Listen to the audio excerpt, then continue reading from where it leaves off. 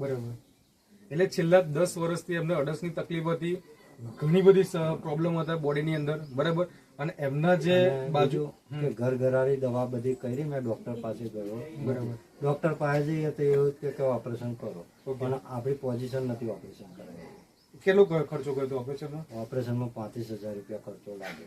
એટલે કન્ડિશન એમને છેલ્લી એવી હતી કે ડોક્ટરે શું કહ્યું, ઓપરેશન કરાવવું પડશે. હા, બરાબર. અને 35,000 થી 40,000 રૂપિયા એમને ખર્ચો કર્યો હતો ઓપરેશનનો. અને 1 મહિનો પીરિયડ ખાટલામાં રહેવું પડે, અને ઓપરેશન કરાયા પછી મહિનો ખાટલામાં રહેવું પડે, બરાબર.